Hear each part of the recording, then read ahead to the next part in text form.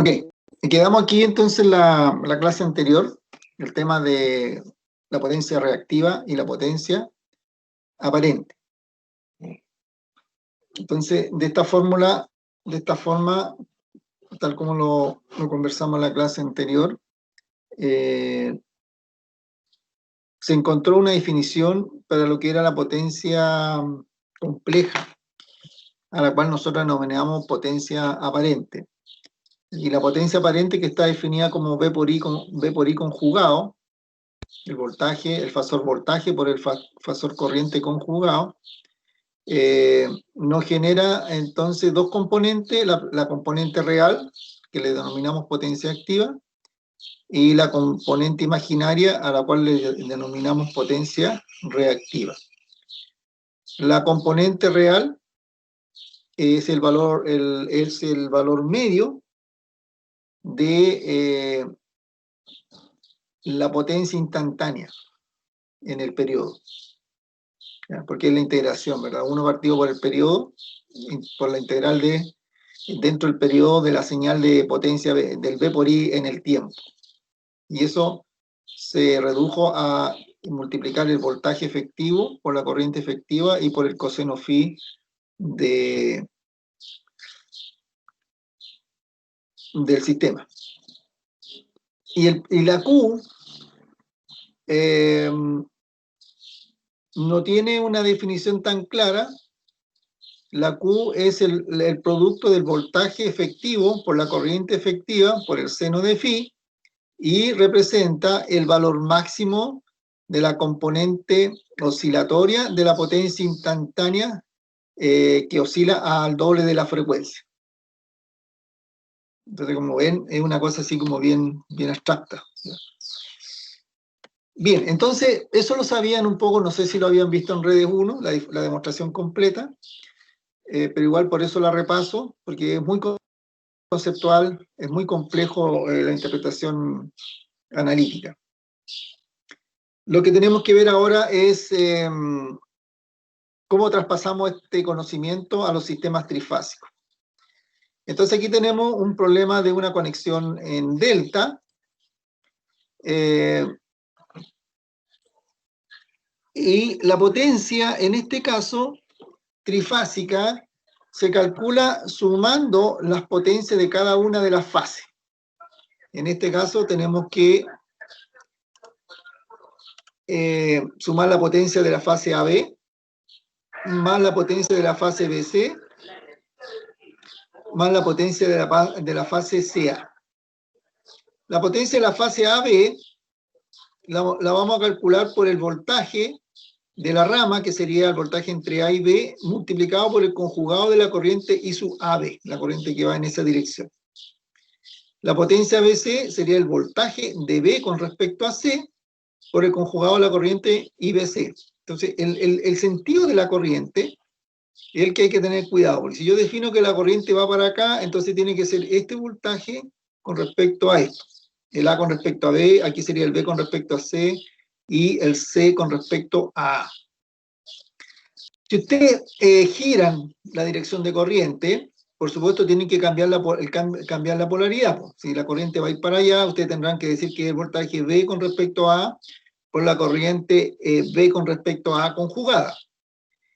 El resultado va a ser el mismo, ¿ya? Todo se rota. Entonces no va a haber problema. Por eso que es importante, pero sí la corriente va a definir cómo deben polarizar el voltaje. Y la suma de estos tres valores es lo que nos da la potencia del circuito. Así que en realidad, para calcular la potencia trifásica, no necesitamos más información que ya la que teníamos, simplemente sumar las potencias. Sin embargo, como lo hemos hecho en todos los casos, podemos sacar algunas ventajas.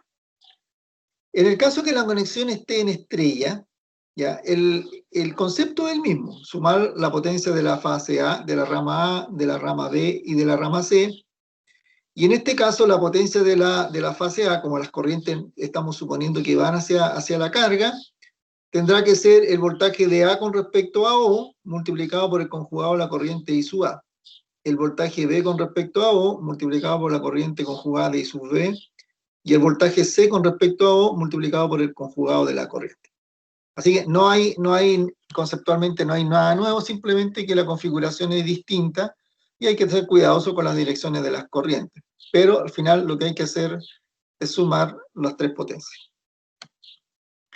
Bueno, aquí ya nos ponemos más odiosos, porque de nuevo volvemos al clásico problema de las cargas balanceadas. Entonces uno dice, en realidad calcular B por I conjugado, fase A, fase B, fase C, podría ser un poquito largo, y hay que ver si podríamos tratar de encontrar alguna ecuación más simple que pudiera hacer ese cálculo.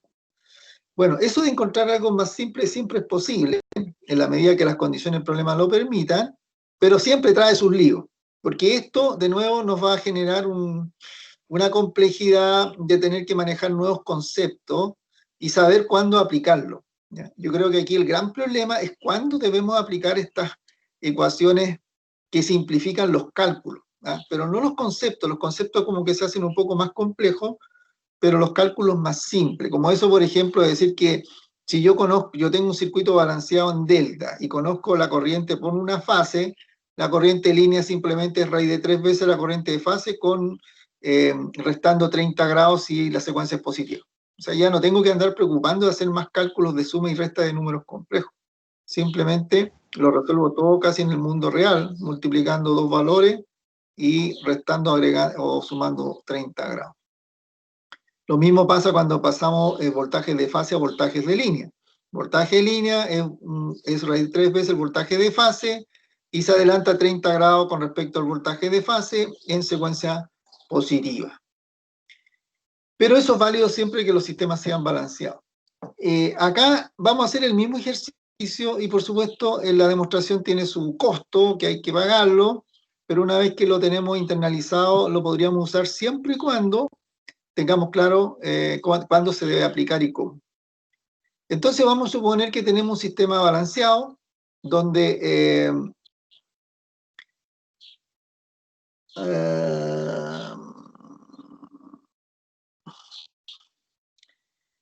ya, en este caso, ahí en el título debería haberle puesto algo para que sea más claro, ¿eh? Carga balanceada en delta, ¿ya? Entonces vamos a suponer que tenemos un sistema con una conexión en delta, ¿ya? Igual que el que teníamos acá. Así, para que vayan más o menos asociando. Tenemos una conexión en delta y en una conexión en delta, el voltaje de la fase, que es el ZAB, ¿ya? El voltaje B sub A con respecto a B es igual al voltaje de línea, ¿ven? El voltaje que queda sometido a la conexión delta es el voltaje de línea. Serían 220 raíz de 3, que son 381 volts. Entonces, en este circuito nosotros sabemos que el voltaje entre línea es igual al voltaje fase neutro. Así que, si el voltaje de línea es igual a B sub F, y además sabemos que la corriente de línea es raíz de 3 veces más grande que la corriente de fase. ¿Ya? Conexión delta, voltaje de fase igual al voltaje de línea, corriente de línea raíz de 3 veces más grande que la corriente de fase. Entonces, si el voltaje AB va a ser igual al voltaje de línea, podríamos decir que el voltaje entre la fase AB será el voltaje de línea con un ángulo delta. Delta es la referencia, donde la queramos colocar, podría ser el 0, si queremos.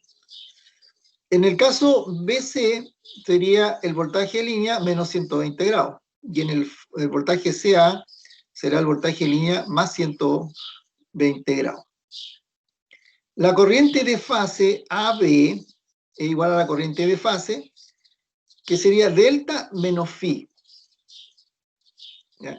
La corriente de fase se adelanta, se atrasa el ángulo de la impedancia. Ahí es donde ya tienen que tener ustedes claros los conceptos y en la mente.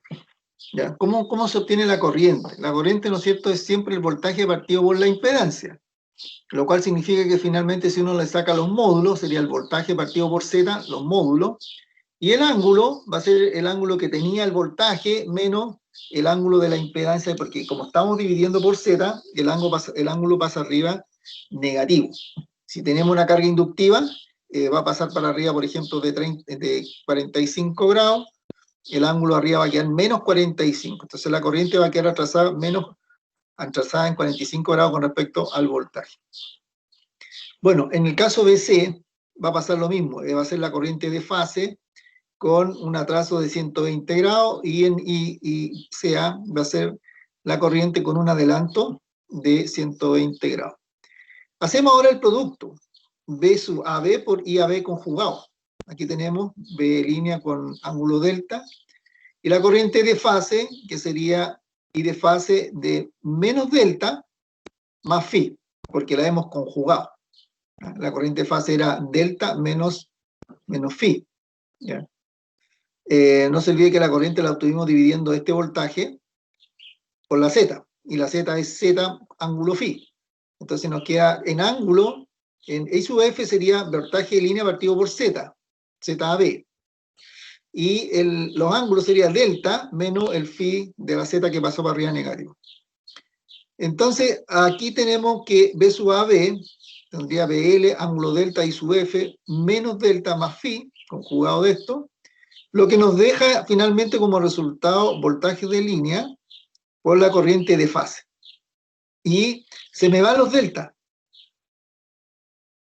Miren, delta menos delta se van a cancelar y sobrevive solamente el phi. Así que si ustedes se dan cuenta, cuando calculamos la potencia, la posición relativa del voltaje desaparece. Ahí se simplifica el problema, porque no nos tenemos que preocupar por dónde andaba la corriente de fase, el voltaje de fase, el voltaje de línea. Al hacer el producto B por I conjugado se van a cancelar porque cambia el signo. Le pasa lo mismo a la fase B, que tenemos veces en línea delta menos 120 por I sub F, que sería menos delta, ¿ya? Menos 120 menos phi. Ya, aquí hay un error, ¿eh? Lo voy a corregir al tiro, porque no lo conjugué. Y eso podría confundirlo después. Aquí en realidad debería ser menos delta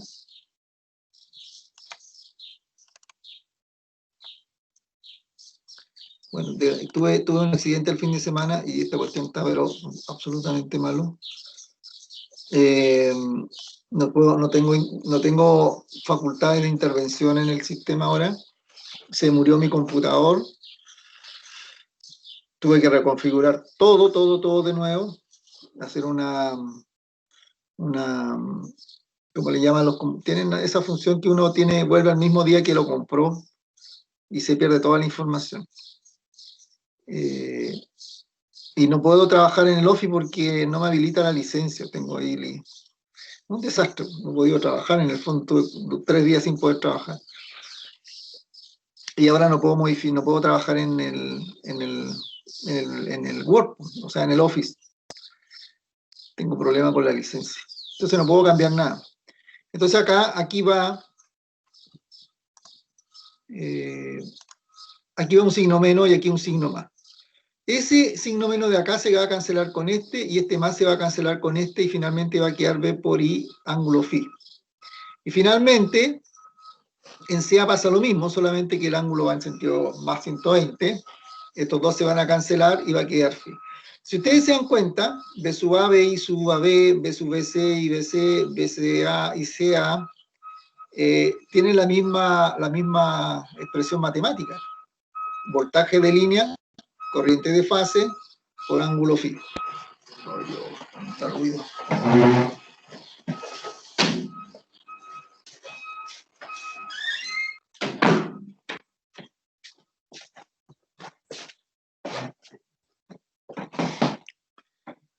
Ya, entonces, al sumarlo, Sumaríamos tres veces esto, 3 veces voltaje de línea, corriente de fase por ángulo phi. Pero el 3 es lo mismo que raíz de 3 por raíz de 3. El raíz de 3 de acá se va a cancelar allá. Y la corriente de I sub F, ¿ya? I sub F es la corriente de línea partido por raíz de 3. Entonces la reemplazamos acá. Corriente de línea partido por raíz de 3 y se van a cancelar estos raíz de 3 y sobrevive esta ecuación. Raíz de 3, voltaje de línea, corriente de línea, phi. Ángulo phi. Entonces, nosotros podríamos calcular la potencia compleja trifásica a través de esta expresión, donde la potencia activa sería raíz de 3 B sub L I sub L coseno phi, y la potencia reactiva sería raíz de 3 B sub L I sub L seno de phi. Y ahí aparece esta ecuación que es conocida y que muchas veces se usa mal. ¿Ya?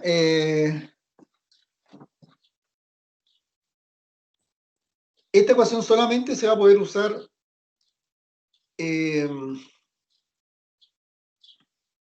sistemas balanceados. La potencia compleja trifásica de un sistema balanceado en delta se puede calcular como raíz de 3 voltaje de línea, corriente de línea, por el ángulo phi. Bien,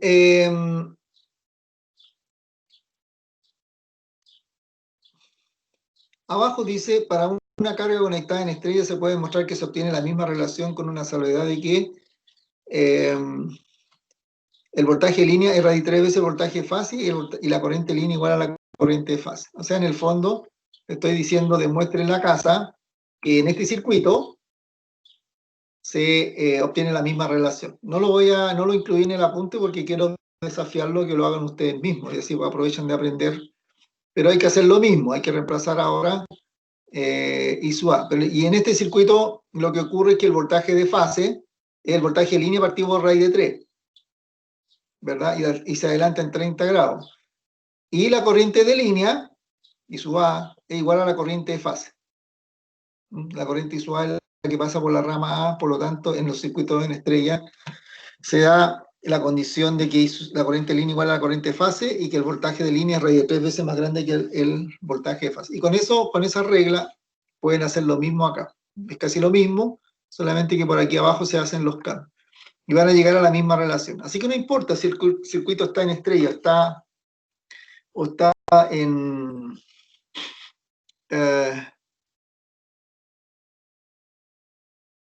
delta,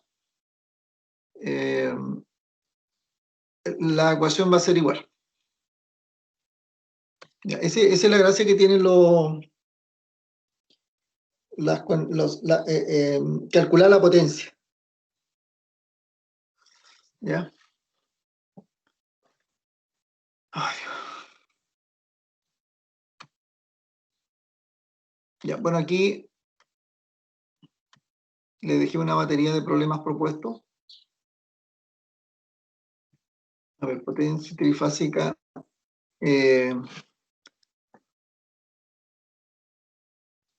Encuentra la relación de potencia trifásica para un circuito conectado en el delta balanceada con carga capacitiva.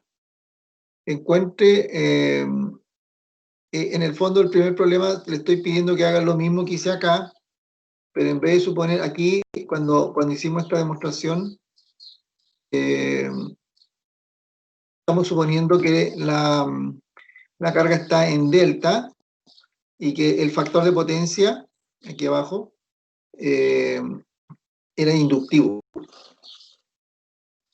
¿Ya? Y aquí dice, se puede demostrar que si la carga es capacitiva, el signo de la potencia reactiva será negativo. Entonces lo que le estoy pidiendo, demuestre que si la impedancia es capacitiva, la potencia compleja es P trifásico menos J Q trifásico. Ese tema que parece como muy trivial, es un tema altamente significativo desde el punto de vista de concepto. Como lo hemos definido nosotros, la potencia reactiva nos sale positiva. Entonces aquí hay varias, hay que hacerse como un cuadrito en el cual ustedes digan, miren, si usamos la fórmula V por I conjugado y la carga es inductiva, la potencia reactiva tiene signo positivo. Si usamos la definición V por I conjugado y la carga es capacitiva, la potencia reactiva tiene signo negativo.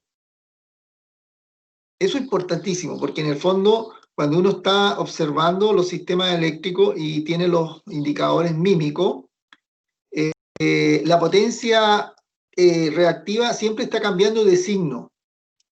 Y nosotros tenemos que saber interpretar eso porque nosotros podríamos decir, si la potencia reactiva es negativa, es que tenemos cargas capacitivas en el sistema y la pregunta es, ¿dónde están esas cargas? ¿Ya?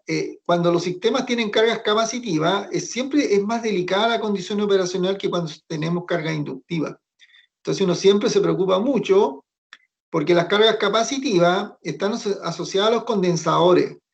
Y los condensadores son una fuente frecuente de fallas, en el sentido que en presencia de condensadores se nos aparecen fenómenos como las resonancias y las sobretensiones que terminan quemando equipamiento. Entonces el condensador en realidad es muy delicado dentro de un sistema y uno se cuida mucho de identificar la cantidad de potencia reactiva capacitiva que pueda existir. ¿Ya?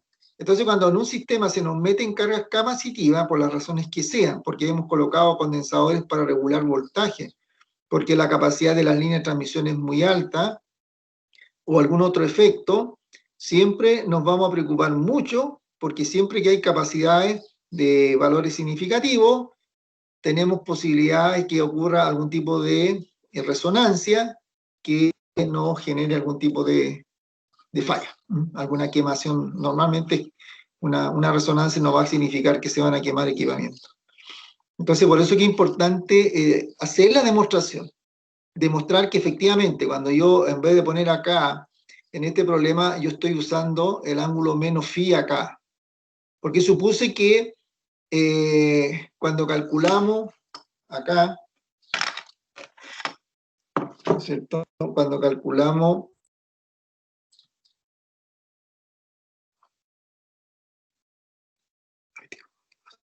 esto.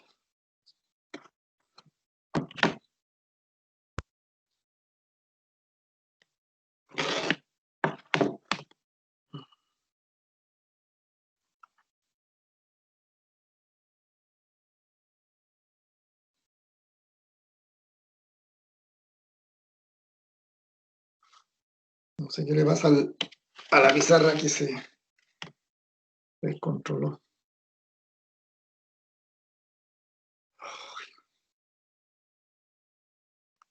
En este caso, cuando calculamos la corriente IAB, nosotros decimos que este es el voltaje AB partido por la corriente, por el Z,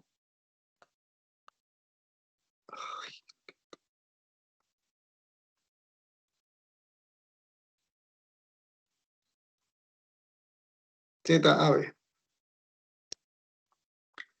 Entonces, si uno dice ZAB complejo, todos estos son números complejos, fasores, nosotros decimos si ZA es Z, AB, ángulo, phi. Entonces la corriente AB, que es B de línea, ángulo phi, ángulo delta, partido por Z, AB, ángulo phi. Por lo tanto, la corriente va a ser, no sé, B línea, ZAB, ángulo delta, ángulo delta,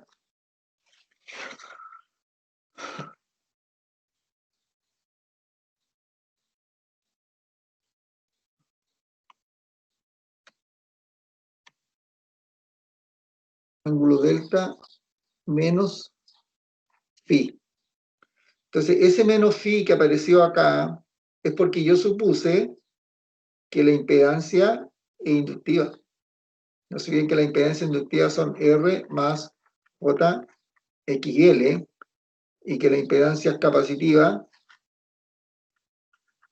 son R menos J X. Y eso hace que esto sea, ¿no es cierto?, Z ángulo menos phi. Y al pasarlo para arriba, va a pasar como positivo. Así que la única el único cambio que tenemos que aplicar acá para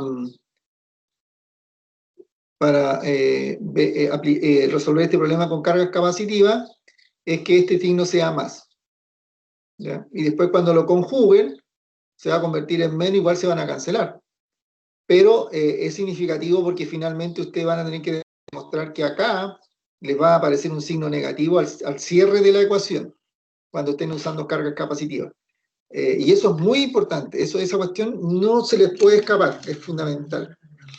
Ahora, ¿cuál es el problema? Porque en realidad si uno lo trabajara y todo el planeta tuviéramos la misma forma de ver el tema, no sería un problema. Ustedes aprenderían alguna vez en la vida que la potencia inductiva es positiva y la potencia capacitiva es negativa. Pero si ustedes se van a otro país, hay gente que hace las cosas al revés. Y hay gente que dijo esto. Hay gente que dijo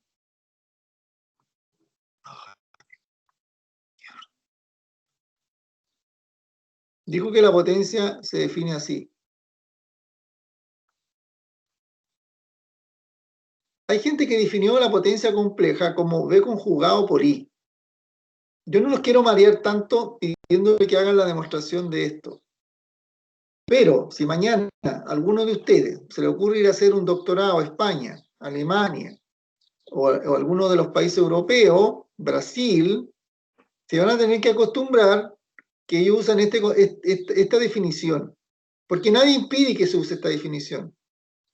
Entonces, la potencia queda definida al revés. ¿Ya? Esto va a quedar finalmente un P más JQ, pero en estos sistemas, cuando la carga es inductiva, el Q es negativo, y cuando la carga es capacitiva, el Q es positivo, y al revés. Entonces, ese es el lío que se nos genera, porque de repente uno agarra un libro europeo, y los tipos definen el sistema de referencia incluso para las impedancias. Si ustedes han visto algún libro europeo, de repente ponen acá el voltaje y lo ponen así.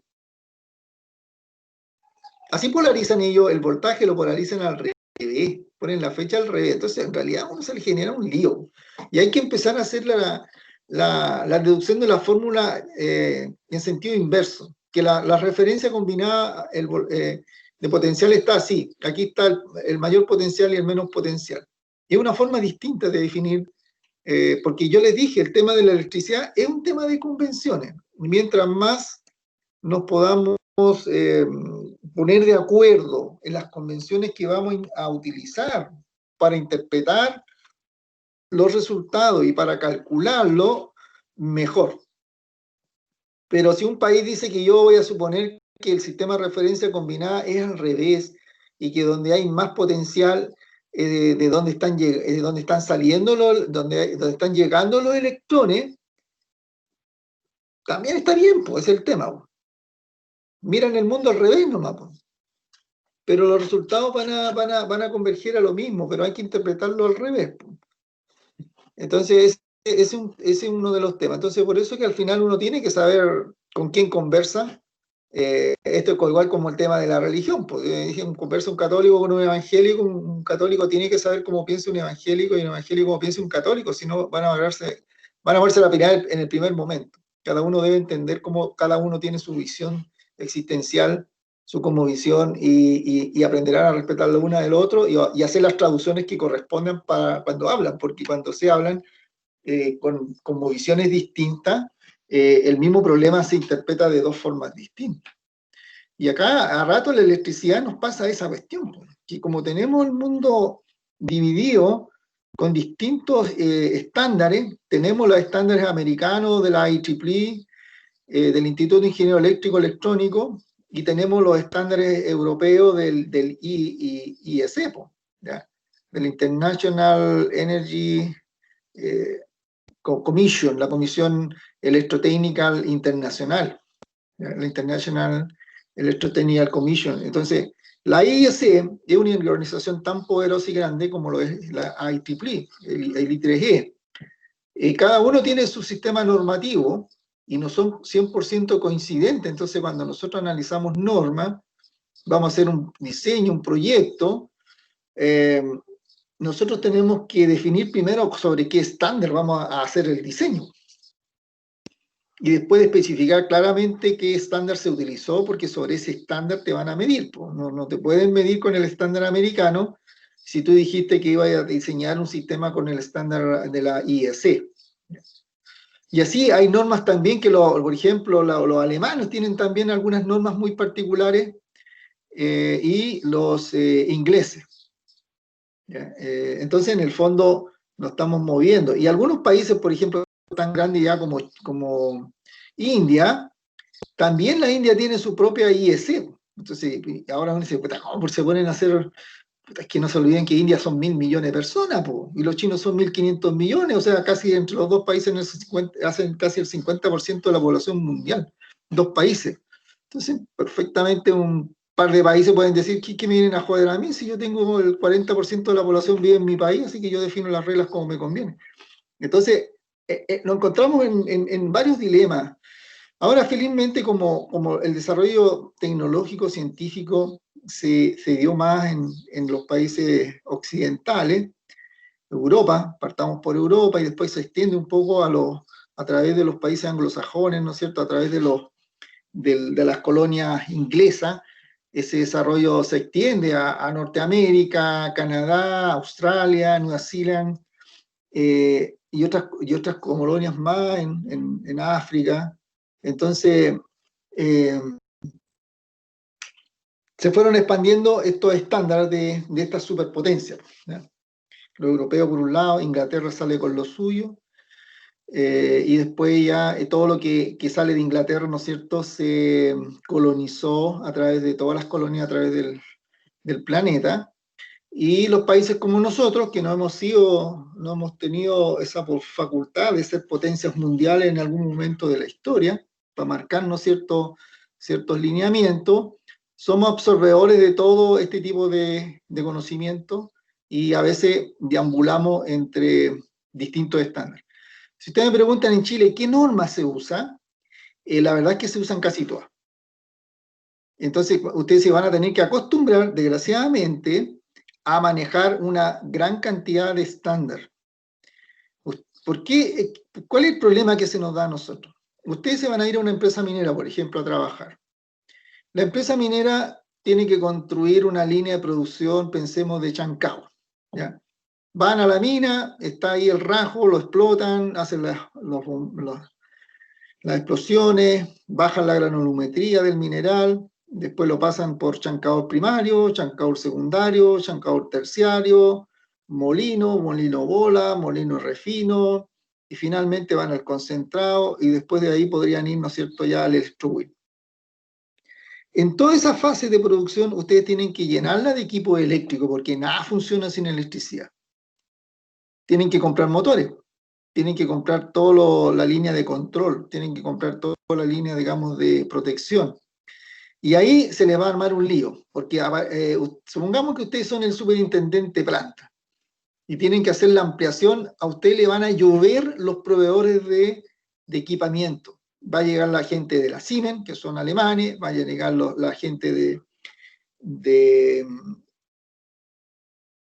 ay, se me olvidó el nombre de la otra, de las grandes industrias que hay, ASEA, Brombori, va a llegar la Westinghouse, va a llegar la General Electric, va a llegar que son americanos, va a llegar Equal de Canadá,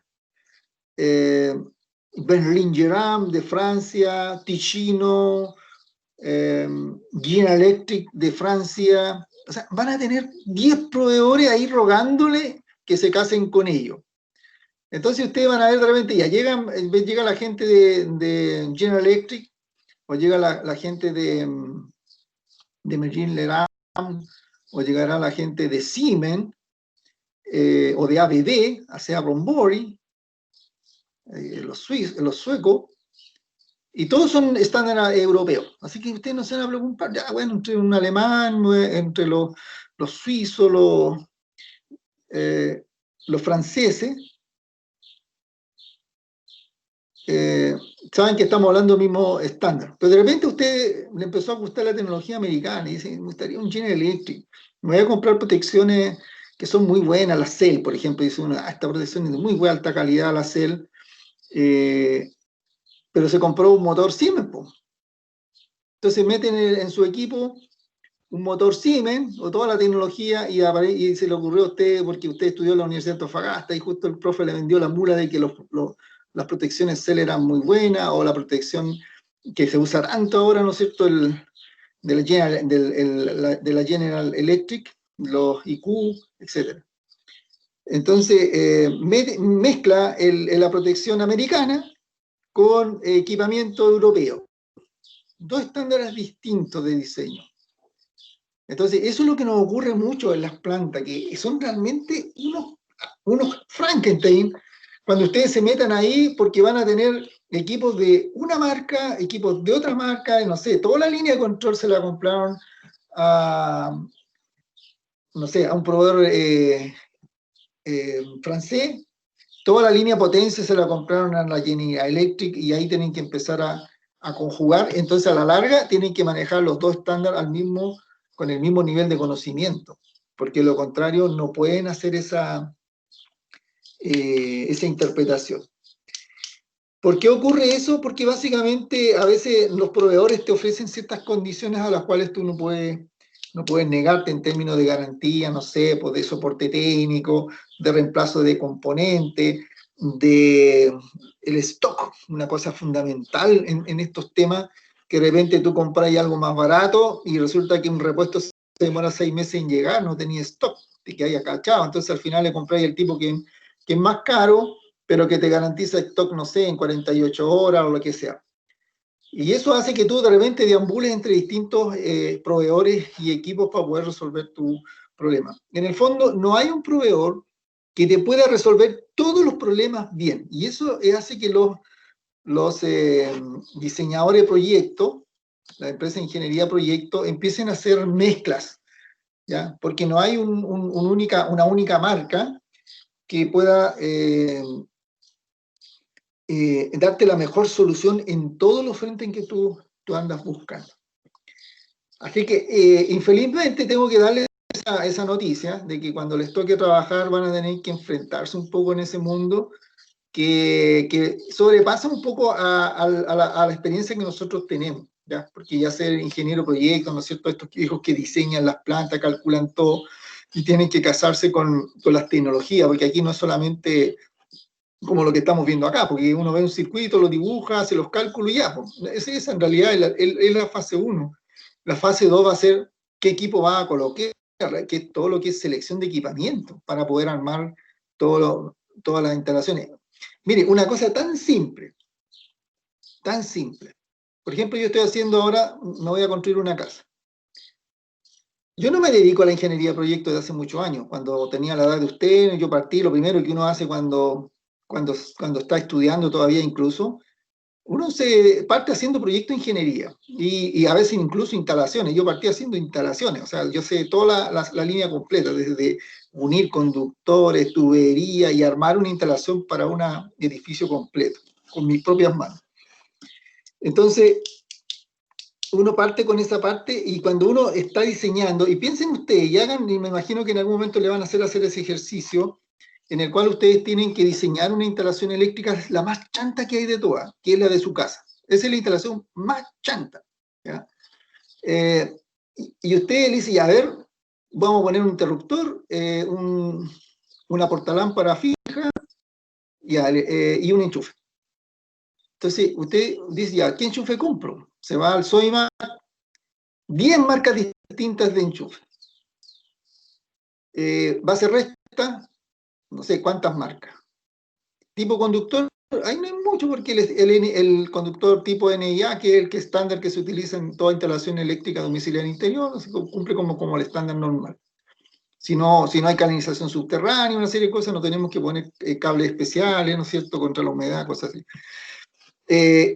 Va a comprar la protección. ¿Cuál protección compro? ¿Compro una americana? ¿Compro General Electric? ¿Compro Schneider Electric? Y ahí tiene un problema, po. Cada uno tiene un estándar distinto. Ticino, voy a comprar, me gustaría que la casa sea todo trapo, así voy a hacerme, me las voy a dar de rico. Ya, pura línea Ticino.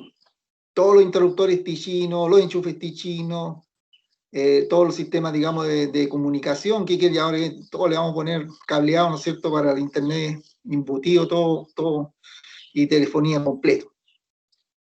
Fíjate que ese problema tan simple que a uno le podría hacer como que estos maestros, ¿no es cierto?, que hacen la instalación en la casa, van, compran el NEA, compran un interruptor, rasca y listo, fuera así de fácil. No, en realidad es la selección del proveedor, el tipo de producto, la calidad, el estilo, hoy día es muy amplio. Y ustedes tienen que sentarse a estudiar y mirar y mirar y mirar catálogos para saber qué línea podrían seguir, para no estar ahí que se compran un enchufe Ticino en un lado y en el otro le ponen un Schneider Electric por el otro y después, no sé, la estética no se ve bien porque unos son medio doraditos y el otro son simplemente baquelita blanca, este es metálico, este no es metálico. Todas esas cosas es preocupación de un buen diseño y de una ingeniería de mejor nivel. Y eso hace la diferencia entre el maestro y lo que ustedes van a llegar a hacer en un momento en el cual ustedes van a tener que ser más selectivos en el proveedor, en el tipo de producto, en la línea de producto que quieran diseñar. Ahora, imaginen, esos problemas ya los tiene uno en hacerse una casa tan chiquitita, una casa común y corriente como la que ustedes viven. Imagínense esos problemas ahora en una planta de megawatts, ¿ah?, de miles de watts de capacidad instalada con una línea de producción, ¿no es cierto?, de productos que tienen que llevar adentro y escoger cada producto y diseñar. Entonces, es un tema más o menos complejo, que toma muchos años realmente manejar en ese nivel, si es que le toca trabajar en la línea de diseño, ¿ya? Diseño o proyectar, ¿no es cierto?, instalaciones. Si le toca más la línea de mantenimiento de planta y otra cosa, no van a tener tanto ese estrés de conocer tanto de lo que son las líneas proveedoras. Bien, aquí entonces se le está, bueno, todo ese comentario era a ver porque a alguien se le ocurrió cambiar la definición de B por I conjugado a B conjugado por I, y nos genera un poco un estrés, nos genera un estrés realmente cuando uno empieza a leer literatura de otros lados. Encuentre la relación de potencia trifásica para un circuito conectado en estrella balanceada, considere carga inductiva y capacitiva. Lo que hemos hecho acá en la clase, hágalo con una carga en estrella y demuéstralo todo. Para los dos casos, capacitivo e inductivo, son problemas muy cortitos, que son más de análisis, pero que son, digamos, para fijar conceptos. Y aquí hay un primer problema, donde le piden calcular los voltajes de fase, las corrientes de línea, corriente de fase, y la potencia en la carga, donde se nos da una carga balanceada y el voltaje. Después, en este problema, nos piden calcular el voltaje de línea. ¿Qué es lo que pasó acá? Aquí nos cambiaron la secuencia. Este es un buen problema porque es lo que hemos hecho, pero con secuencias distintas. Y hay que ver qué es lo que pasa. También sigue siendo carga balanceada, pero la secuencia es negativa.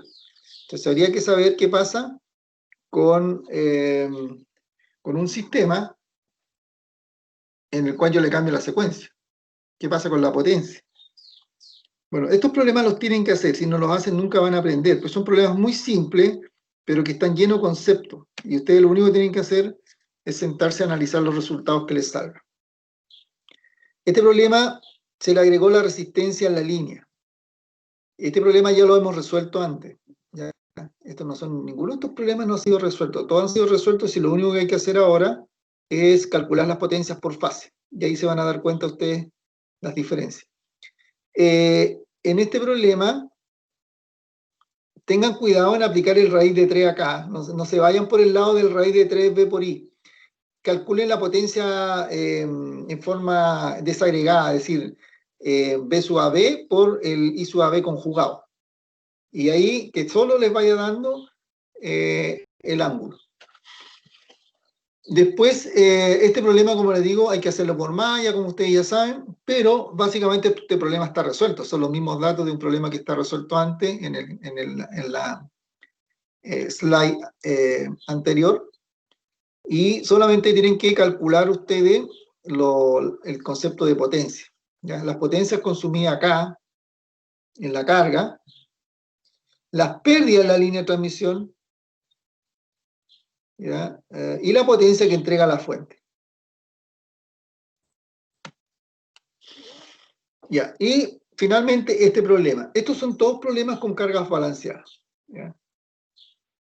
Y este problema en el cual hay una conexión en estrella y una conexión en delta,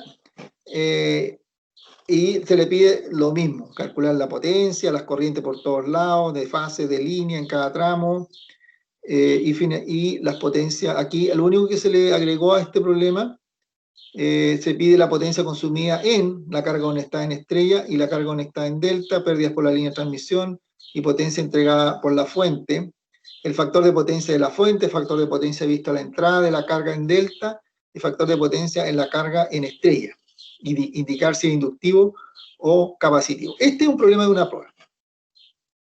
Si ustedes miran una prueba del semestre pasado, van a encontrar que este problema es lo que se le pide a usted en una prueba. Este es el nivel de problemas que puede salir en una prueba. Entonces es importante que lo traten de hacer, trabajen, y si tienen dudas, bueno, podemos aprovechar. Yo pensaba que de repente la clase de mañana podríamos dejarla exclusivamente para que traigan dudas sobre la solución de este tipo de problemas. Como les digo, estos problemas, yo creo que de los problemas que se ven en este curso, los de trifásicos de este estilo, son lejos los problemas que tienen mayor necesidad de concepto y mayor cantidad de cálculo. Así que sería muy bueno que ya empiecen a ponerse las pilas en la solución de este tipo de problemas. Bien, aquí un problema pero con carga desbalanceada. La única diferencia con la carga desbalanceada es que aquí no corre la regla del raíz de 3, voltaje, línea, corriente, línea. Y se tiene que hacer en forma explícita, desagregada, fase por fase. Y no hay más. Y ustedes ya han resuelto este problema varias veces, de calcular las corrientes, y una vez que calculen las corrientes van a calcular los voltajes en la carga, y con los voltajes en la carga pueden calcular las potencias de la fase A, la B y la C.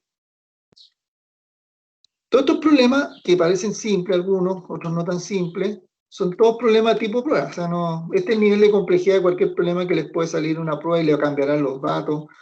No es mucha la variedad de problemas que hay en trifásico. ¿Ya? Lo que cambian son los datos y cosas así. Bien, veamos ahora el tema de la potencia en cargas desbalanceadas. ¿Cómo se puede medir la potencia? ¿Ya? La potencia se puede medir con instrumentos, tal como tenemos instrumentos para medir el voltaje, tenemos instrumentos para medir la corriente, también tenemos instrumentos para medir la potencia. Para medir la potencia necesitamos un instrumento que mida las dos cosas simultáneamente, o sea, sea capaz de medir voltaje y corriente.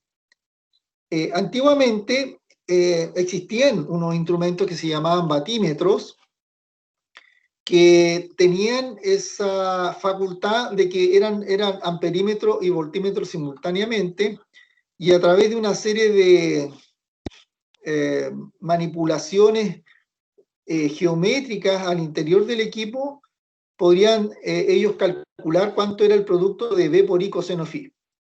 Eso es lo que hacía habitualmente un instrumento electrodinámico, o sea, estos que estaban construidos con bobinas eléctricas, entonces operaban sobre las bases de las teorías de campo eléctrico, campo electromagnético. Hoy en día la instrumentación está mucho más sofisticada y todo es electrónico. Y esos equipos que antiguamente nosotros les llamábamos batímetros, ya han dejado de ser usados en el mercado y han sido reemplazados por equipos que les llamamos hoy día analizadores industriales. Es decir, equipos que hacen todo. Miden corriente, miden voltaje, miden potencia activa y también miden la potencia reactiva. Y dentro del equipo hacen todos esos cálculos a través de chip, de pastillas electrónicas. Entonces nosotros vamos a ver ahora algunas configuraciones que se pueden utilizar para medir la potencia de un sistema trifásico. Entonces vamos a analizar el caso de un método que se llama el método de los 2 wattmetros, o de los 2 batímetros. En este método, ya sabemos cómo es la conexión en delta. Ustedes pueden dar cuenta aquí que la dirección de las corrientes son como más arbitrarias. Eso no impide que no se pueda demostrar, pues lo podemos hacer con el método normal AB, BC y CA. También va a funcionar. Yo lo he hecho por los dos lados. Pero en este caso lo voy a hacer igual como está en el Chaum. Porque esto lo saqué, esta parte está en el libro Chaum de circuito eléctrico. ¿Qué es lo que tenemos que hacer para aplicar el método de los 2 wattmetros en un sistema eléctrico? Vamos a tomar el equipo, aquí tenemos que se llama el omega A, el batímetro A, y lo vamos a conectar de esta forma. La bobina de corriente, vamos a poner la polaridad de la bobina corriente por donde entra la corriente, y vamos a conectar la bobina de voltaje en paralelo, o tomando una muestra desde la fase A con respecto a B. ¿Ya? Decimos A con respecto a B porque pusimos el puntito acá. Eso significa que estamos tomando como referencia B. ¿Ya? Y entonces A, el voltaje se va a medir de esta línea de A con respecto a B. Y el segundo batímetro, vamos a tomar una muestra de la corriente I sub C. El que yo ponga esta bobina acá, en la línea, no significa que... Bueno, puede ser.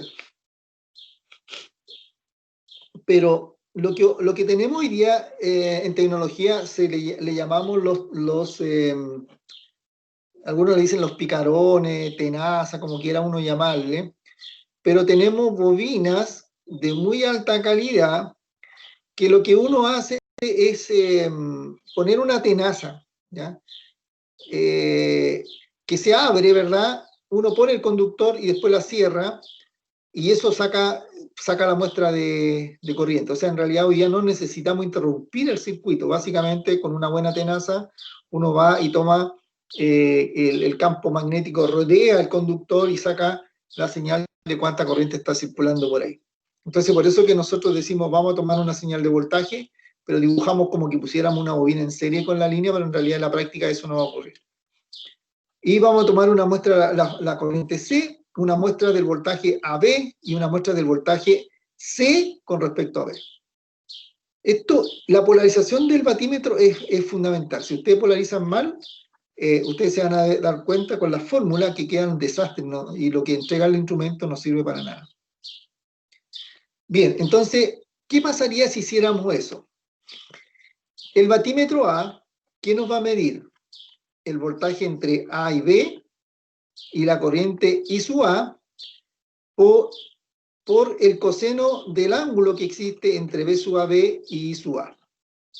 Entonces, esta es la ecuación del batímetro. Entonces, independiente si este es un equipo electrodinámico o es electrónico, lo que él hace es buscar la forma de convertir esta información, que es esta corriente por este voltaje, en esto. Es lo que hace, multiplica el voltaje entre el que está siendo censado, la corriente que está siendo censada, y lo multiplica por el coseno de la diferencia angular entre esos dos fasores. Por su parte, el batímetro C, el otro batímetro, que está acá, multiplica el voltaje de la fase C con respecto a B. Eso es muy importante. C con respecto a B, por la corriente I sub C y por coseno del ángulo entre B sub CB con respecto a I sub C. Bueno, ¿qué es lo que hacemos? ¿Qué es lo que sabemos nosotros? Aquí viene la corriente I sub A. La corriente I sub A, cuando llegue a este nudo, se divide en dos corrientes. Una que se va de A a B y otra que va de A AC. Y la corriente I sub C, ¿no es cierto? La ley de Kirchhoff aquí sería I sub C más I sub AC menos IBC, o sea, ICB igual a 0. ¿Ya? Entonces, eso es lo que sabemos entonces. I sub C es ICA más ICB. I sub C es ICB más I sub CA. Aquí viene I sub AC, pero como nosotros lo expresamos como que las dos salen, tendríamos que decir que este es I sub C con respecto de C a A, y este es B hacia, de C hacia B, ¿ya? Porque este es el punto C. Esas son las ecuaciones que podemos deducir mirando el circuito. Entonces ahora nos ponemos a trabajar. Decimos, por ejemplo, el wattmetro A sería el voltaje AB por I sub A, pero I sub A es IAB más I sub AC. Entonces separamos esta ecuación en dos ecuaciones. B sub A, B por IAB por coseno de B sub AB con respecto a IAB. ¿Ya? Porque estamos en esta fórmula, lo que hacemos es, este coseno está relacionado con la diferencia angular entre estos dos elementos, más el AB por el IA, pero es la segunda componente, AC, sería AB por IAC coseno de BAB por la corriente, el coseno entre el voltaje AB y la corriente IAC. Bueno, podemos observar acá que la primera componente es AB, voltaje AB, corriente AB, coseno entre AB, voltaje AB, corriente IAB. Y esa sería la definición de la potencia en la fase AB. Voltaje AB por corriente AB, por el coseno entre el ángulo del voltaje AB, por la corriente AB. Esto que está acá no parece claro, porque es el voltaje AB por la corriente AC. O sea, este voltaje por la corriente que está circulando por allá. Esa cuestión es como que no sabemos qué es lo que es, así que lo vamos a dejar ahí esperando. Y en el otro lado sea lo mismo, el wattmetro C sería el voltaje CB por la corriente CA por el coseno entre CB y CA. Tampoco nos queda claro qué puede significar eso. Pero en el otro lado tendríamos voltaje CB, corriente CB, coseno entre CB y corriente CB, y eso claramente es la potencia de esta fase. Corriente CB por voltaje CB por el coseno entre el ángulo del CB y la corriente CB. Entonces vemos que aquí tenemos la potencia de la fase AB, la potencia de la base CB, y tenemos estas dos componentes que no sabemos qué son. Entonces, para poder resolver ese problema, tenemos que dibujar el diagrama fasorial. Aquí tenemos el voltaje AB, le pusimos la referencia para hacerlo más fácil, el voltaje BC y el voltaje CA. AB, BC, CA sería la triada equilibrada. 120 grados para acá, 120 grados para acá. Atrás de B sub AB está el ángulo en la corriente IAB, porque hay una carga en delta. Por lo tanto, la corriente se va a trazar un ángulo phi con respecto al voltaje. En este caso, ese ángulo le hemos llamado el voltaje AB y el voltaje AC. Aquí en realidad hay un error, es AB. Voy a arreglar ese tema después. Pero cuando pueda hacer manipulaciones sobre el sistema. Bueno, así cada voltaje línea tiene su voltaje de fase, BC, ICA y CA.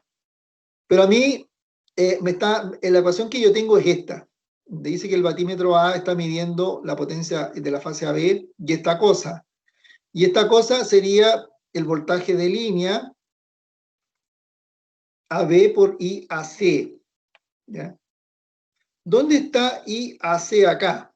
¿Ya? Nosotros podemos ver que aquí está la corriente I sub CA. Pero a mí me están diciendo que lo que yo estoy observando es IAC. Por lo tanto, la corriente AC está puesta acá. 180 grados. Es colineal con la otra, pero apuntando en sentido contrario. Y esta sería la corriente IAC. Esta. Entonces a mí me interesa saber el voltaje entre AB, aquí, el voltaje AB y AC. ¿Qué diferencia de ángulo hay entre AB y AC? Y es este ángulo que hay acá. ¿Ya? Y haciendo manipulaciones trigonométricas, llegamos a la conclusión que este ángulo es el ángulo es 60 más teta, donde teta es el ángulo de la impedancia. ¿Cómo se puede llegar a eso? Bueno, hay que pensar harto.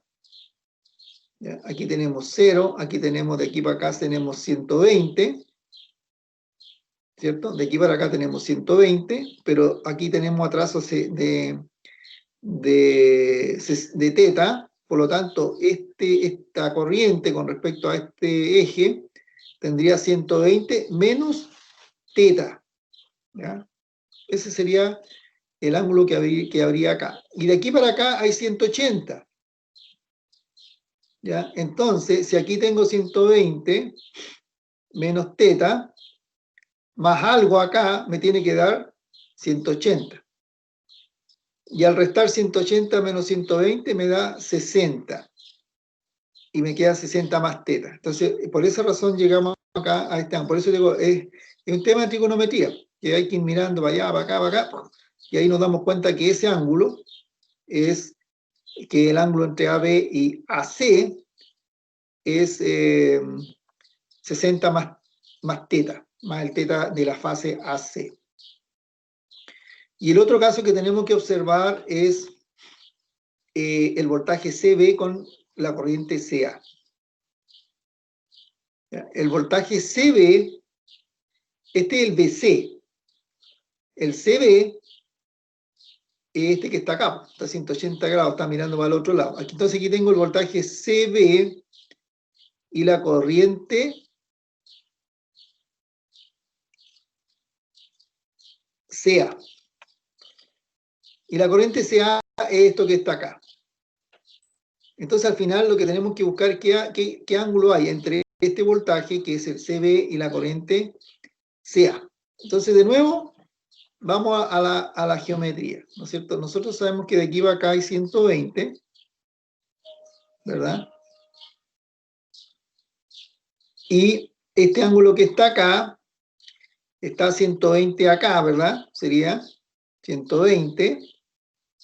Por lo tanto, aquí nos faltan 60 para 180, entonces opuesto por el vértice con este, aquí tienen que haber 60.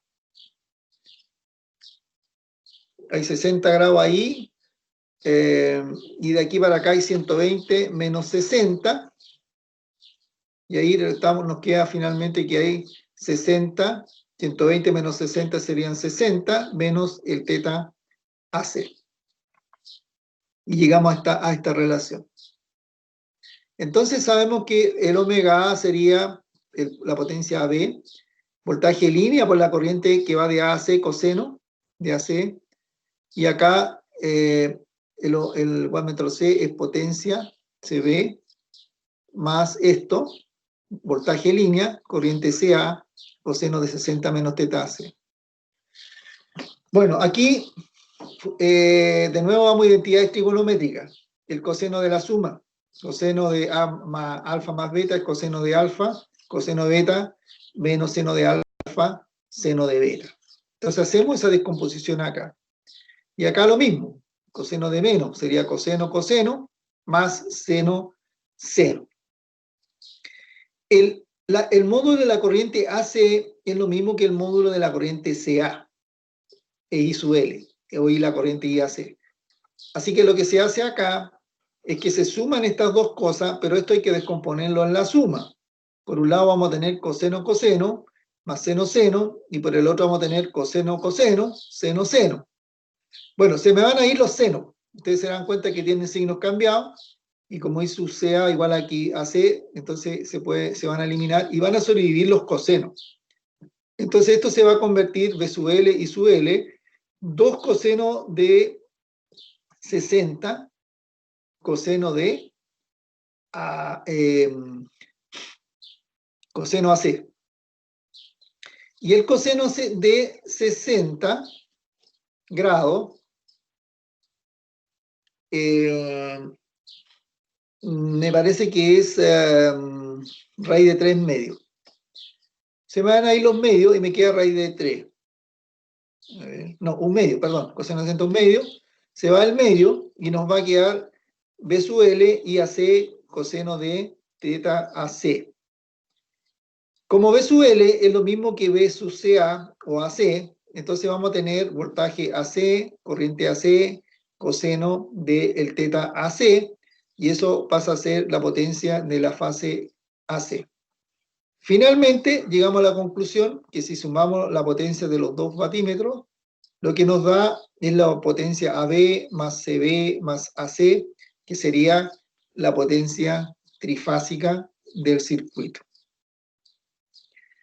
De esta forma, entonces, hemos demostrado que esta configuración mide la potencia trifásica de una carga aún cuando esté desbalanceada, porque nosotros demostramos el caso para el caso desbalanceado, porque quedó en función del ángulo AC, y los demás se calcularon en función de los ángulos AB y AB, y CB y CB. Entonces sería el ángulo CB, ángulo AB y el ángulo AC. Entonces, cualquiera podría ser distinto y la medida no cambia, ¿ya? La fórmula. Entonces, eso significa que la configuración de los dos vatímetros puede medir la potencia trifásica de un circuito aún cuando éste esté desbalanceado. Bien, vamos a un problemita resuelto. Aquí tenemos un problema muy simple. Le hemos puesto los dos vatímetros. Ahí están todos los datos. Aquí está la solución. Primero los voltajes de fase, que son los voltajes de línea. La corriente, el voltaje, la corriente AB sería esto, dividido por 10, ¿verdad? Ahí está, 38.1 con ángulo 0. La corriente BC hay que dividir este voltaje, lo vamos a dividir por 22. Y este también lo vamos a dividir por 10, pero con un ángulo de menos 45. Ahí tenemos la corriente AB, BC, CA. Y la corriente I sub A hay que hacer por las diferencias que ya lo hemos hecho antes. Este problema está resuelto en otro lado, en la clase anterior. Tenemos la corriente de línea A, de B y de C. ¿Ya? Esto es lo que hasta ahora sabemos hacer nosotros, que ustedes deberían saber hacer también. Calculamos la potencia AB. B por I conjugado. ¿Ya? Entonces el B sería raíz de 3, 220 ángulo 0 por esta corriente que está acá, me dio esto, 14,520. Y la parte imaginaria dio 0, porque los dos ángulos son 0. La potencia BC, B por I conjugado, ahí está, por esta corriente que está acá conjugada. No hay que olvidarse que hay que conjugar este ángulo, quedó más 165, y me dio esta cosa, 4.4666 más J 4.666. O sea, la misma cantidad de potencia activa como reactiva con signo positivo, porque el ángulo es positivo, es decir, esta carga es inductiva. Y la tercera, B por I conjugado, me da, aquí es menos 165, porque el conjugado, me da 14.520 con menos 45, sería 10.267. Lo mismo que la reactiva con signo menos, significa que la fase C es un condensador, la fase B es una inductancia y la fase A es una resistencia. Y eso lo pueden ver acá. La primera impedancia es resistiva, la segunda es inductiva y la tercera es capacitiva. Y ahí ustedes pueden tener negativo, positivo, 0. Al sumarlo, esta es la potencia. 29.454 watts y 5.600 volt ampere reactivo. Ese es el cálculo teórico. Y el método de los dos wattmetros sería el siguiente. El wattmetro A nos mide I a B por I sub A, por el coseno entre AB y I sub A. Entonces tomamos el voltaje AB, que es raíz de 3,220, por la corriente I sub A, que son los 75.56, por el coseno de la diferencia de ángulo entre los dos. 0, el ángulo del voltaje, y menos 75, el ángulo de la corriente. Entonces sería este menos esto, en el fondo nos va a quedar coseno de 7,5 grados, y eso nos da 28.545. Y ahí, en el caso del wattmetro C, es el voltaje C con respecto a B y la corriente I sub C. El voltaje C, aquí lo tenemos, son raíz de 3,220. La corriente I sub C son 24.67, y el coseno del ángulo CB, el único que habría que tener cuidado no es BC, es CB, es menos 120 más 180, ¿ya? Porque el ángulo CB es S. Este es el ángulo BC, que estaría menos 120, pero a este le tenemos que sumar más 180. Entonces va a quedar en el fondo a 60 grados. Menos el ángulo de la corriente, menos los 144. Y ahí están los 909, que al sumarlo le da los 20.455,08. Y aquí ustedes pueden ver los 29.454,09. O sea, hay una pequeña diferencia por errores de cálculo. Entonces ustedes pueden ver que en la práctica, la suma de estas dos medidas me da la potencia trifásica que habíamos calculado teóricamente. Y este es un problema típico que uno tira en las pruebas. Demuestre que el método de los dos wattmetros entrega la potencia activa. Uno primero hace este cálculo y después hace este otro, y le tiene que coincidir. Y si eso le coincide, entonces usted tiene un 7 en el problema, porque significa que lo demostró. El que no logra eso, se marea, entonces ahí se queda pegado. Este problema es un problema propuesto con secuencia negativa, y ahí se acaban los problemas. ¿Ya? Bien, hasta aquí llega la clase. A ver dónde están.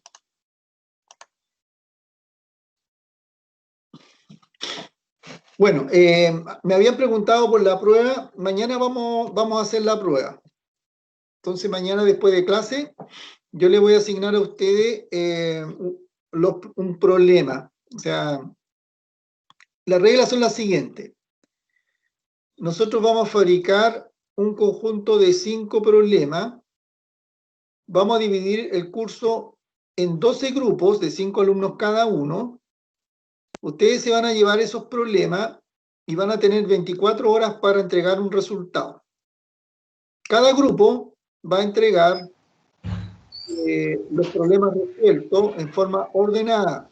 Se va a evaluar el orden para que no haya problema de escribir cosas así en forma trasnochada. Tienen 24 horas para resolver 5 problemas. Y se van a entregar esos problemas al otro día, y en la próxima semana, en la primera clase, vamos a hacer una evaluación oral. Entonces, cada grupo va a ser interrogado sobre la solución de los problemas que entregaron. Y en forma aleatoria, se va a escoger uno de los problemas para ser consultado, y donde cada alumno va a tener que defender el problema. Se le va a preguntar cómo lo resolvió, por qué aplicó tal ecuación y no otra, no sé. En el fondo tienen que explicar verbalmente cómo resolvieron el problema. Nadie sabe qué problema le va a tocar, por eso lo va a hacer un computador. El computador va a tirar el rato y dice, tocó el problema 4, entonces yo empiezo a hacer la interrogación a cada estudiante del grupo que me vaya explicando cómo resolvieron el problema 4. Este va a ser la forma en que vamos a evaluar la parte. ¿Qué materia va a entrar? Amplificadores operacionales y el tema y los teoremas. Thevenin, Norton, máxima transferencia potencia. Así que mañana ustedes se van a llevar para la casa, en el fondo, un conjunto de 5 problemas. No vamos a hacer una prueba en clase. La prueba va a partir en el momento en que termine la clase. Ahí ustedes se organizan y los grupos van a ser ordenados aleatoriamente. No lo van a escoger ustedes, nosotros les vamos a decir quién va a trabajar con quién. ¿Alguna consulta? Sí, profe. ¿Mm? Si el compañero no responde, ¿perjudica a todo el grupo o solamente a él? Bueno, supongamos que a usted le tocó un grupo de 5. Ustedes se contactan entre ustedes y si algún alumno no aparece, ustedes no lo incluyen en el grupo.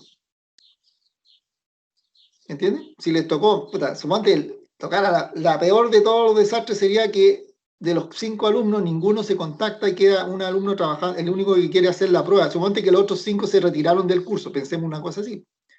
Y no quieren hacer la prueba, no la van a hacer y te quedaste solo. Bueno, ese sería el peor caso en que el alumno va a tener que hacer los 5 problemas solo. Si hay 4 que sí van a trabajar y uno que finalmente no va a aparecer, simplemente cuando hagan su informe, ese alumno ustedes tienen que decidir quiénes participaron en el grupo. ¿Ya? Ese es como el tema. Por supuesto, le va a tocar trabajar un poco más porque van a tener que resolver entre 4 o 5 problemas. Entonces, en el fondo, van a trabajar en forma cooperativa, es como una pega que le asignan a ustedes, tienen 24 horas para resolver 5 problemas, mientras más gente, por supuesto, se distribuyen los problemas, cada uno se especializa en un problema y después se juntan a intercambiar experiencias y dicen cómo resolví porque todos tienen que resolver, tienen que saber resolver los 5 problemas en forma no eficiente, pero tienen que saberlos resolver, porque ustedes no saben qué problema le van a preguntar. ¿Ya? Entonces uno puede decir, ya, cada uno hace un problema y mañana cada uno se siente y defiende su problema. No, nadie sabe lo sabe el computador nomás, qué problema le van a preguntar, por lo tanto, los 5 alumnos están obligados a saber cómo se resuelven los 5 problemas. Entonces, cómo se organicen es pega de ustedes. ¿Cuál va a ser la forma más eficiente de resolver el conjunto de problemas? Pero después sí, cada uno defiende su nota. O sea, en el fondo, las notas van a ser lo siguiente. Usted se les va a decir, ya, les tocó el problema 4. Nosotros vamos a revisar el problema 4 al hueso. ¿Cómo lo hicieron? Y esa va a ser la nota de grupo. Y esa nota va a valer 40%. El 60% de la nota lo van a defender en la cancha. Nosotros les vamos a preguntar, explíquenos cómo se resolvió este problema. Y ustedes van a decir, mira, primera ley de Kirchhoff hicimos ta. Y lo explican, dando a entender que saben lo que están hablando. Después, al segundo alumno, y esa es tu nota, oral. O sea, cada alumno va a tener una nota que es la nota por el problema que les tocó resolver, escrito, que van a entregar ese informe mañana, y la nota que se va a sacar cuando le digan a él, defienda este problema. Y va a tener su nota individual. Entonces, en el fondo, si hacen bien los problemas, probablemente pueden llegar 4 por 7, 28. Son como, llegan casi como con casi un 4 a sentarse a la mesa y tienen que entrar a defender el resto. Esa es un poco la metodología. Cada persona va a ganarse la nota, el 60% de la nota solo, y el 40% restante se lo van a ganar trabajando colaborativamente. Si un alumno no participa en la solución de problemas, ustedes tienen que decidir quién va a ser considerado dentro del informe de la nota escrita, porque ustedes solamente lo saben, yo no tengo idea de quién va a trabajar o no.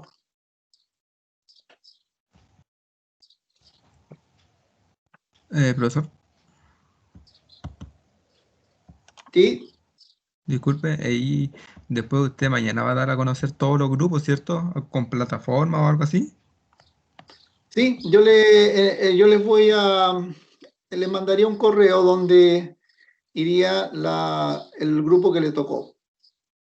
También irían los correos electrónicos de todos, por si alguno no conoce los correos. Yo tengo la lista de todos ustedes con su correo electrónico. Así que Profe, tendrían información de decir, ya grupo A es tal persona, grupo B, grupo C, no sé.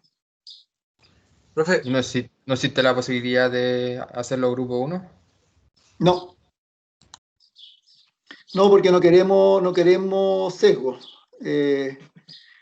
Estas técnicas se están aplicando hoy día en trabajos cooperativos. Cuando uno va a una empresa, a uno le dicen haga esta pega y le dicen, y ahí están los 2 o 3 personas. Uno no escoge con quién trabaja hoy en día en la pega. Uno le dicen, resuelve este problema y vaya, trabaje con el ingeniero de mecánica, el otro ingeniero industrial y el electricista. Y son todos de distintas universidades y distintas escuelas y tienen que resolver problemas si no se van a ir para afuera, si no hacen bien su pega. Entonces acá queremos que el computador decida con un criterio más aleatorio. Total, se van a juntar para esta prueba, ¿no? ¿Quiénes son? Entonces ahí hay un experimento, digamos, controlado en relación a cómo fabricar los grupos, porque normalmente a veces yo sé que ustedes tienen grupo de trabajo, pero podría ser que algún grupo de trabajo quedara sesgado con respecto al otro porque ustedes ya están acostumbrados a trabajar juntos y se conocen todas las trancas. Acá van a tener que soportar un poco el estrés de coordinarse con personas con las cuales nunca se han coordinado o nunca ni siquiera han conversado. Así como yo con ustedes no tengo idea quiénes son, que yo veo una foto, a veces la foto de la polola, el abuelito, el perro, no tengo idea con quién estoy trabajando ni a quién le estoy hablando. Me imagino que a ustedes les debe pasar lo mismo porque son muchos, son 60 estudiantes y muchos de ustedes tampoco nunca se han visto la cara. Pero muchos de los trabajos funcionan así que en esa parte vamos a probar esa metodología ahora, no queremos generar sesgos, a ver si la cosa Ojalá el computador le vamos a tratar, no sé si lo vamos a lograr, de que el computador ordene grupos en forma distribuida, pero que en cada grupo existan alumnos de distinto rendimiento, o sea, que sea heterogéneo. Por ejemplo, sería malo para nosotros que en un grupo justo quedaran los 6 mejores estudiantes del curso, porque en el fondo ahí como que ya quedaría súper sesgado el proceso. Entonces, ojalá que el computador pueda tener un mecanismo de distribuir heterogéneamente, es decir, alumnos que se hayan sacado muy buenas notas y alumnos que no se hayan sacado tan buenas notas, de tal forma que todos los grupos tengan como las mismas oportunidades de competir. ¿Y, profe? ¿Y las notas de la segunda prueba, profe? Esa la estamos trabajando en este momento, no la hemos terminado de corregir. Usted ya tiene la nota, ¿no es cierto? ¿Ya todos vieron su nota ahí en el portal? ¿De qué, profe? ¿De la primera prueba dice usted? ¿Sí, de la primera? Yo ni miré el portal.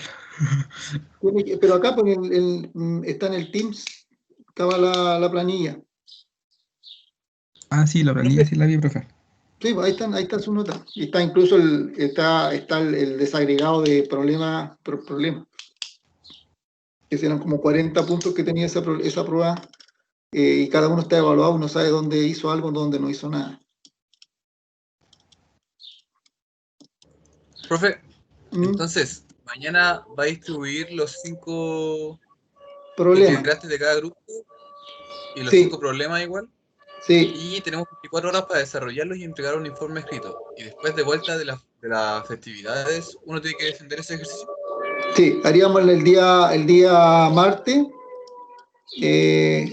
Nos juntaríamos para hacerle el testing oral. Entonces tendrían todo el fin de semana para revisar los problemas y prepararse. Básicamente mañana, el jueves, entregarían el informe escrito en el fondo. Y como son 5, si les tocara 5, cada alumno escribirá, me imagino que el problema, pero porque nos interesa que lo escriban muy ordenadamente, también vamos a evaluar el orden. Porque tienen tiempo para escribirlo bien, pues si son 5, cada uno lo escribirá en una hoja bien desarrollado, explicando todo clarito, así parecido como están las transparencias mías. No se los quiero pedir en Word para no ponerle más carga de tiempo, pero que sí, si lo hacen a mano, que lo hagan lo más ordenado que se pueda.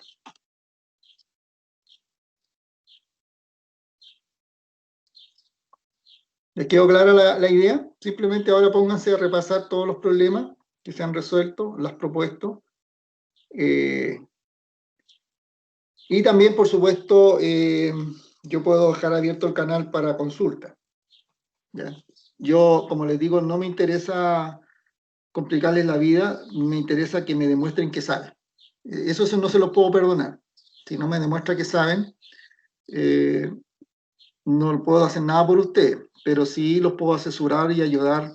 Y si durante el desarrollo de la prueba hay duda, alguien quiere consultar, está abierto el canal de comunicación para que yo los asesore. Si a mí me interesa que se pongan a trabajar y hagan bien su pega, y la hagan bien, y de buena calidad. Quiero trabajos bien hechos, bien pensados, bien analizados.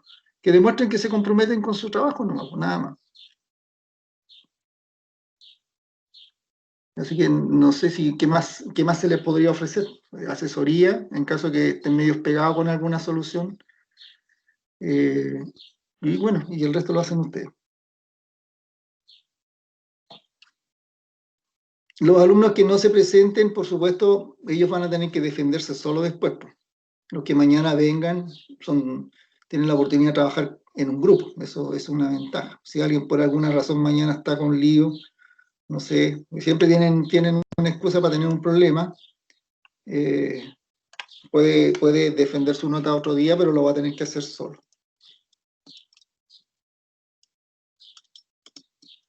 ¿Estamos ok? Ok, profe. Ya. Sí, profe. Entonces, Profe, muchas gracias. profe, ¿Mm? consulta. Las 24 horas cuentan desde que usted manda los ejercicios hasta el otro día, ¿cierto? Sí. Ya. Ya, gracias, profe. Ya.